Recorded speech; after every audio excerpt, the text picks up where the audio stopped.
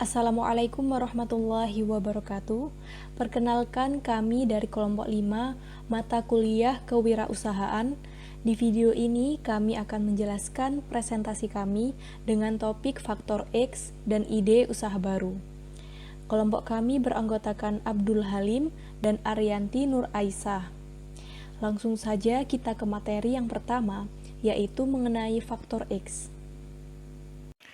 Bismillahirrahmanirrahim. Saya dari kelompok 5 kuliah kewirausahaan, dan di sini saya kebagian untuk menjelaskan faktor X dari bingkai kewirausahaan. Nah,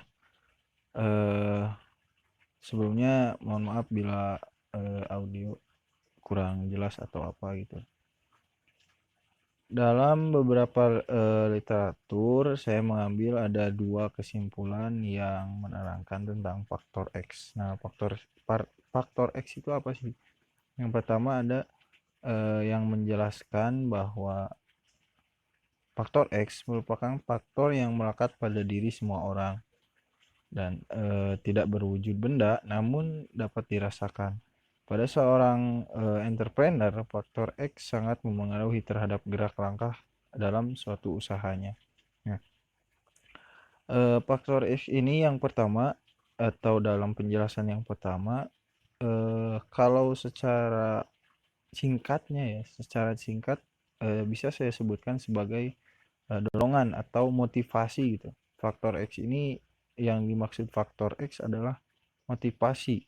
Apalagi di sini kan dijelaskan ada bahwa bagi seorang entrepreneur yang bisa dikatakan sungguh-sungguh entrepreneur, bahwa faktor X ini sangat mempengaruhi gitu dalam setiap gerak langkah usahanya. Artinya kan dia memiliki motivasi, keinginan atau dorongan untuk melakukan suatu usaha, baik itu dalam bidang apapun lah, terutama dalam segi kewirausahaan.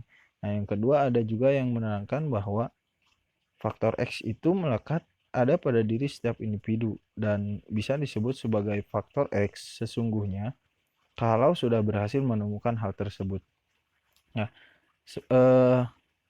ada sedikit kejanggalan dari penjelasan yang kedua, namun sebetulnya ini adalah penjelasan yang sedikit abstrak dan nantinya akan diteruskan pada kriteria-kriteria yang lain.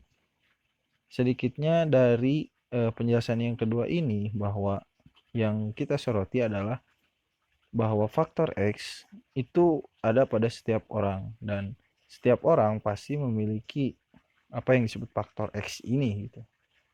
Dan mungkin untuk standar bisa disebut orang memiliki faktor X itu ketika dia sudah menemukan apa yang dia inginkan.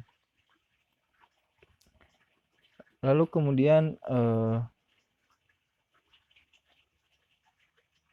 di sini ada dua tipe dari faktor X gitu.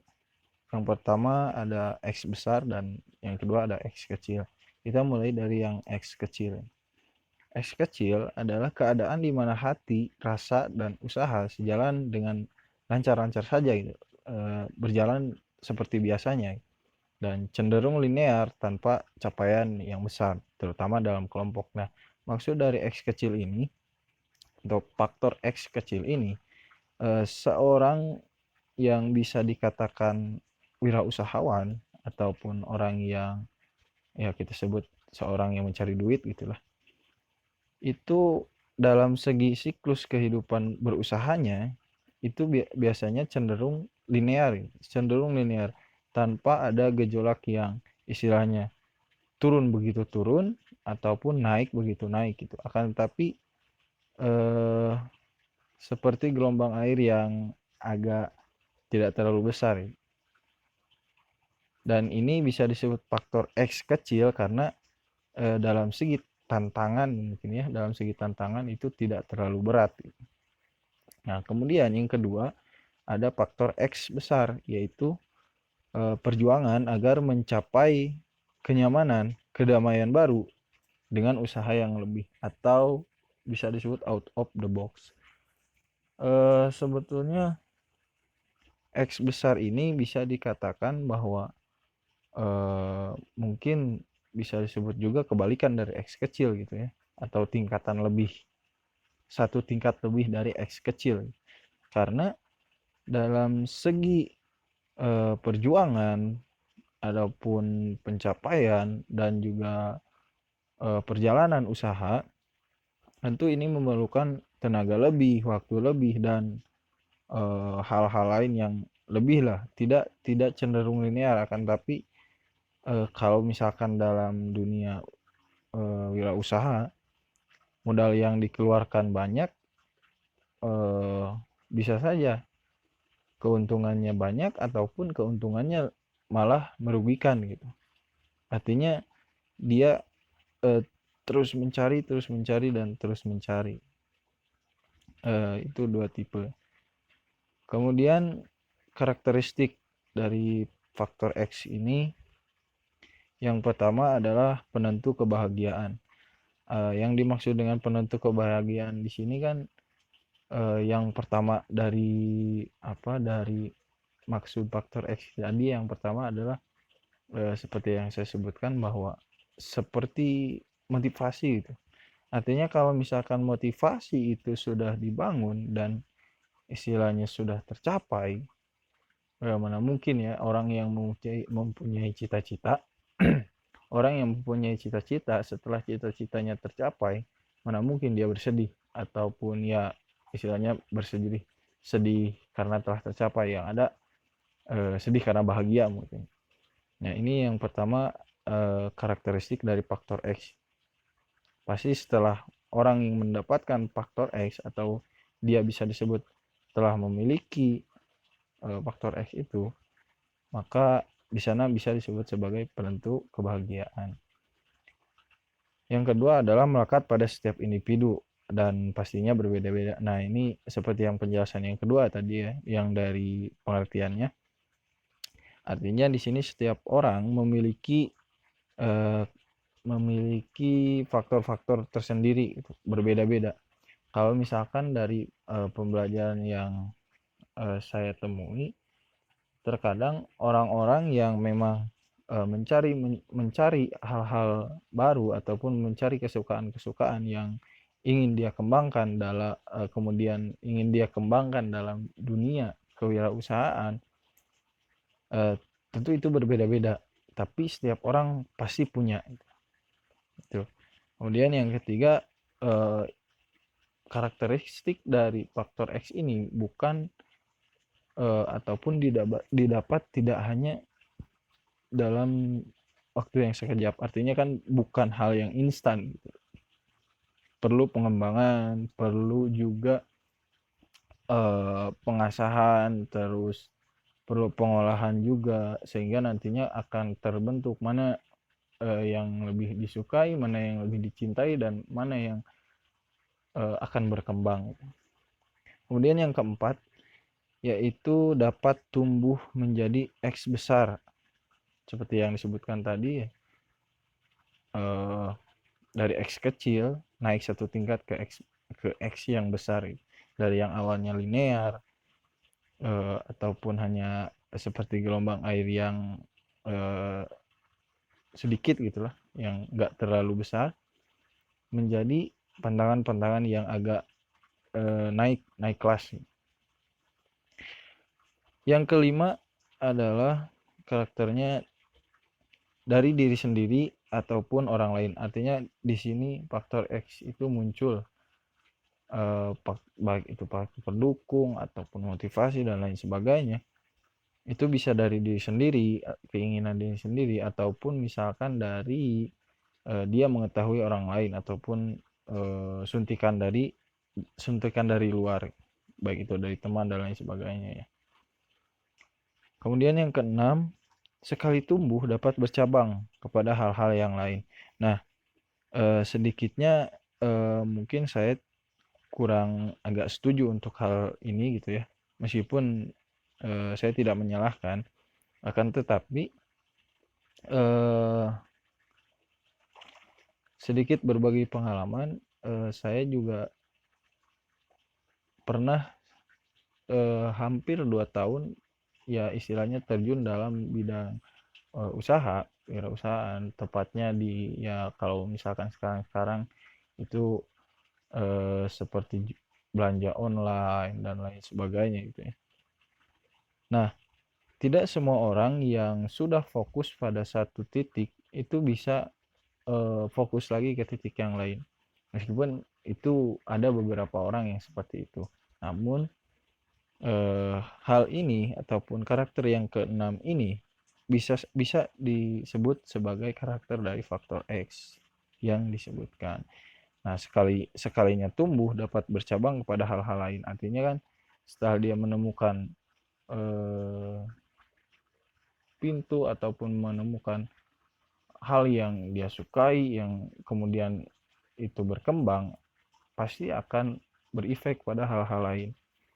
Ya, di sini ada beberapa, bukan beberapa ya, tapi sedikit kata-kata dalam berwirausaha. Hal yang menjadi kesuksesan pertama adalah menemukan pintu yang tepat bagi dia untuk berkembang. Akan tetapi untuk menemukan pintu dan kecocokan tersebut diharuskan untuk mengetuk pintu dan merasa untuk melawan kenyamanan. Nah, artinya di sini mungkin masuk ke poin ketiga ya, bukan hal yang instan untuk mendapatkan faktor X ini, gitu. Bukan hal instan. Kemudian di sini ada yang seterusnya, upaya menilai dan melihat peluang. Ini juga merupakan salah satu kajian dari faktor X yang disebutkan. Yang pertama ada upaya untuk menilai apakah faktor X ini bisa saya dapatkan atau sudah saya dapatkan atau memang masih jauh.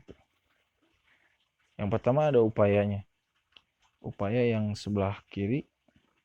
Yang pertama ada self control atau bisa ngaji diri, gitu, introspeksi diri.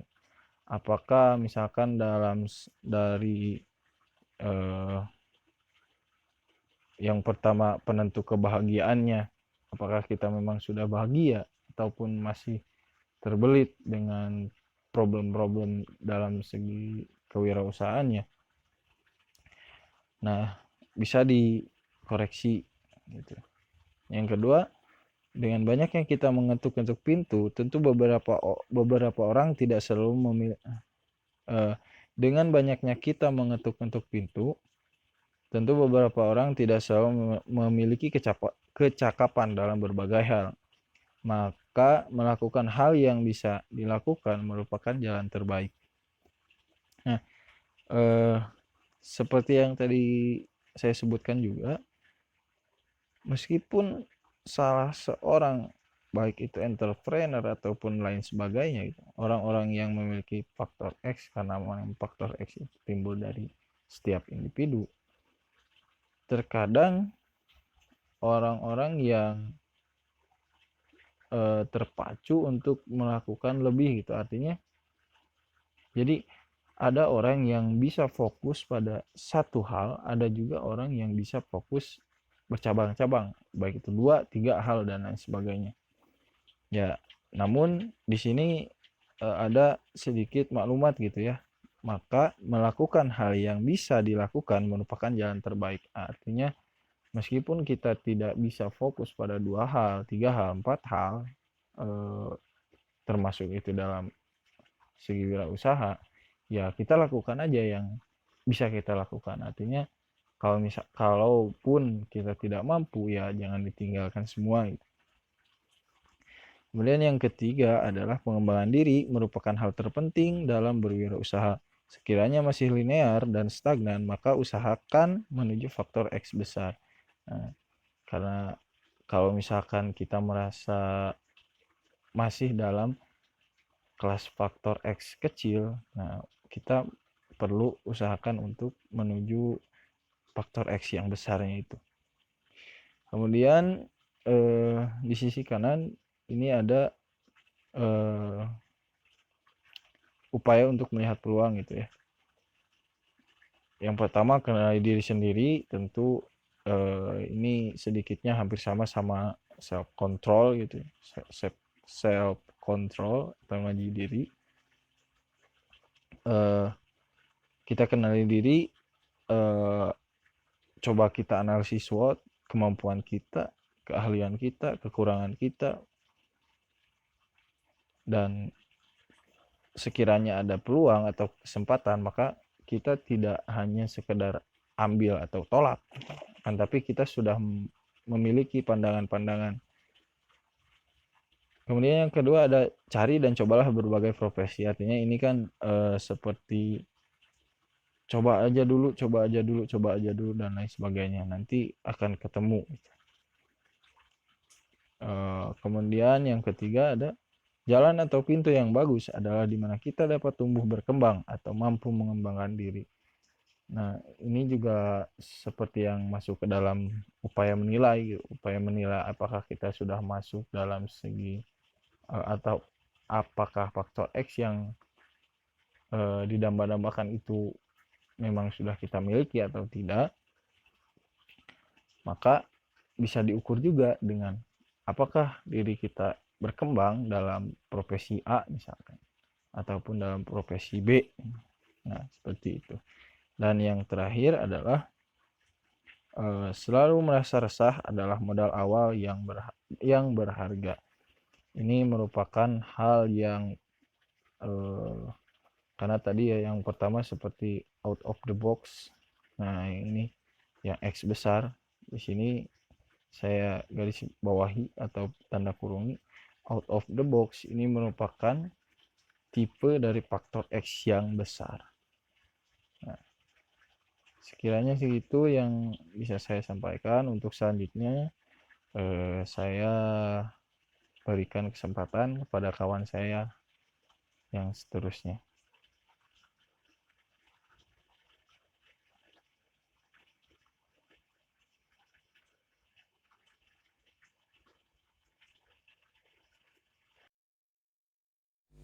Selanjutnya, saya akan menjelaskan mengenai ide usaha baru.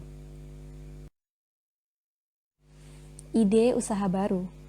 Ide dalam KBBI yaitu rancangan yang tersusun di dalam pikiran, gagasan, dan cita-cita.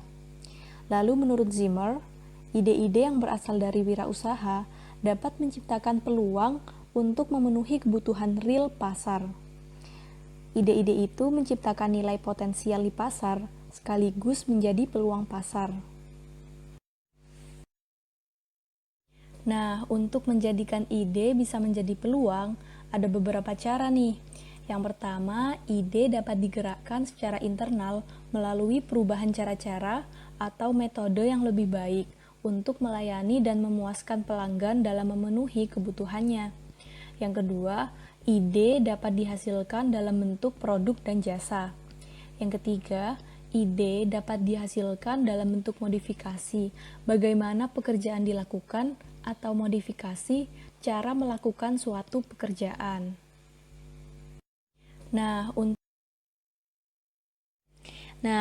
hasil dari ide-ide tersebut secara keseluruhan adalah perubahan dalam bentuk arahan atau petunjuk bagi perusahaan atau kreasi baru tentang barang yang dihasilkan perusahaan.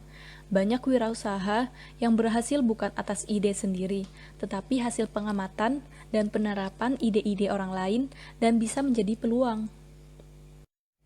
Nah, dalam memasuki area bisnis atau memulai usaha baru, seseorang dituntut tidak hanya memiliki kemampuan, tetapi harus memiliki ide dan kemauan. Ide dan kemauan harus diwujudkan dalam bentuk barang dan jasa yang laku di pasar. Setelah ide, langkah berikutnya adalah mencari sumber dana dan fasilitas, baik uang maupun orang. Sumber dana tersebut adalah berasal dari badan-badan keuangan, seperti bank dalam bentuk pinjaman kredit. Barang dan jasa yang dijadikan objek bisnis harus memiliki pasar. Oleh karena itu, melihat peluang pasar harus dilakukan sebelum jasa dan barang diciptakan. Jika pasar telah ada, maka barang dan jasa akan mudah laku. Nah, Dalam perintis usaha baru ada beberapa hal yang harus diperhatikan. Yang pertama, bidang dan jenis usaha yang akan dimasuki. Lalu yang kedua, bentuk usaha dan kepemilikan yang akan dipilih. Yang ketiga, tempat usaha yang akan dipilih. Dan yang keempat, organisasi usaha yang akan digunakan. Bidang dan jenis usaha yang akan dimasuki. Nah, bidang usaha yang akan dimasuki itu ada bermacam-macam. Di antaranya usaha pertanian, pertambangan, pabrikasi, konstruksi, perdagangan, jasa keuangan, jasa perorangan, jasa umum, dan jasa wisata. Yang kedua yaitu bentuk usaha dan kepemilikan yang akan dipilih. Nah, dalam menentukan bentuk usaha dan kepemilikan ada beberapa yang bisa dipilih, yaitu perusahaan perorangan, persekutuan, perseroan, firma, yaitu persekutuan yang menjalankan perusahaan di bawah nama bersama. Yang ketiga yaitu tempat usaha yang akan dipilih. Dalam menentukan tempat usaha itu ada beberapa hal yang perlu diperhatikan. Yang pertama yaitu apakah tempat usaha itu mudah dijangkau oleh konsumen, pelanggan, atau pasar. Lalu bagaimana akses pasarnya? Yang kedua, apakah tempat usaha dekat dengan sumber tenaga kerja? Yang ketiga, apakah dekat dengan akses bahan baku dan bahan penolong lainnya seperti alat angkut dan lainnya? Yang keempat yaitu organisasi usaha yang akan digunakan. Dalam menentukan bentuk organisasi usaha yang akan digunakan, kita harus memperhatikan dua hal ini, yaitu organisasi intern usaha dan lingkungan usaha. Nah, dalam organisasi intern usaha, kompleksitas organisasi usaha tergantung pada lingkup atau cakupan usaha yang akan dimasuki. Semakin besar lingkup usaha, semakin kompleks organisasinya. Sebaliknya, semakin kecil lingkup usahanya, maka semakin sederhana organisasinya. Lalu ada lingkungan usaha. Nah, lingkungan usaha ini ada lingkungan makro dan mikro.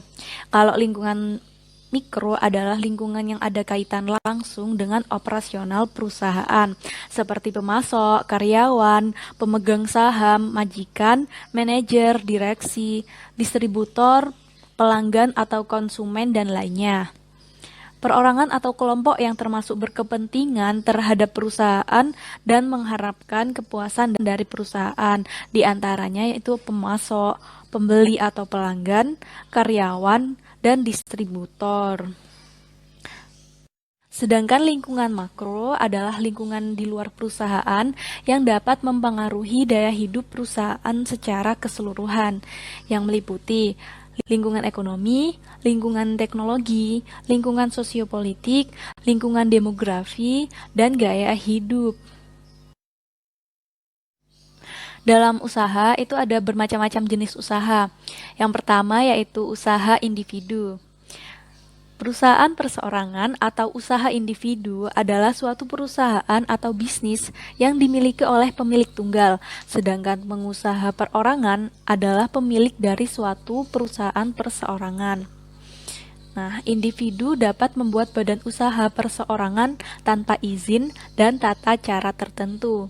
Semua orang bebas berkembang membuat bisnis personal tanpa ada batasan untuk mendirikannya. Nah, usaha perseorangan dikelola sendirian secara sederhana dengan modal seadanya atau sedikit. Contoh usaha perseorangan atau individu. Jadi kalau contohnya itu ada banyak ya, kayak pedagang gerobak keliling, pedagang asongan, toko kelontong, pedagang sayur di pasar, usaha salon, fotokopi, tukang cukur, tukang pijat, jasa jahit, penjual nasi kuning, jasa semir sepatu, dan lain sebagainya. Jenis usaha selanjutnya yaitu usaha kelompok. Usaha berkelompok dikelola lebih dari 2 atau banyak orang dengan sistem yang lebih kompleks dan modal yang lebih besar. Contoh usaha yang dikelola secara berkelompok itu ada firma, koperasi, bank, perseroan terbatas, CV atau persekutuan komanditer, BUMN, dan lain sebagainya. Usaha keluarga. Perusahaan keluarga adalah sebuah perusahaan yang dimiliki, dikontrol, dan dijalankan oleh anggota sebuah atau beberapa keluarga. Meskipun demikian, bukan berarti bahwa semua pekerja dalam perusahaan harus merupakan anggota keluarga.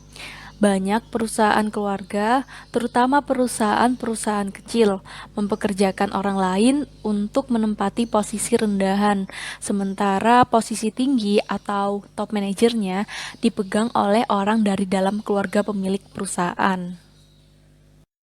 Contoh-contoh usaha keluarga itu ada banyak ya. Berikut ini contoh-contoh perusahaan bisnis keluarga tertua di dunia. Yang pertama ada Sumitomo, dibuka di Kyoto pada abad ke-17. Saat ini, grup Sumitomo memiliki bisnis inti sebanyak 20 usaha yang terdiri dari perbankan, shipbuilding, elektronik, semen, perkayuan, pertambangan, dan kimia. Nah, contoh yang kedua, namanya sudah nggak asing lagi nih, bagi kita para pengguna alat tulis. Yap, ada Faber-Castell, berada di Jerman, yang didirikan oleh seorang tukang kayu pada tahun 1761. Perusahaan ini memproduksi lebih dari 2000 jenis produk. Perusahaan bisnis keluarga yang terbesar di dunia contohnya adalah McGraw-Hill, sebuah industri penerbitan dan periklanan. Perusahaan ini terkenal sebagai penerbit buku-buku cetak terbesar di dunia. Contoh lainnya yaitu Levi Strauss, perusahaan pembuat jeans terbesar. Bisnis ini telah diturunkan pada beberapa generasi dan tetap berkembang. Usaha imitasi. Usaha imitasi adalah suatu usaha yang dijalankan oleh seorang wirausahawan dengan memulainya dari meniru ide-ide orang lain, meniru barang-barang yang telah dihasilkan orang lain, ataupun meminjam nama hak paten yang telah dimiliki oleh orang lain dalam menjalankan usaha yang serupa. Nah, usaha imitasi ini banyak ditemui di Indonesia. Contohnya barang imitasi yang kita kenal dengan istilah KW. Karena mahalnya harga barang branded asli atau original, membuat para usahawan mengembangkan ide untuk menciptakan barang yang serupa dengan menggunakan merek yang sama, tetapi kualitas di bawah barang aslinya. Dan hasilnya, barang ini sangat digemari oleh sebagian masyarakat Indonesia. Karena dengan harga yang jauh lebih murah, mereka mendapatkan barang yang hampir serupa dengan barang brand aslinya.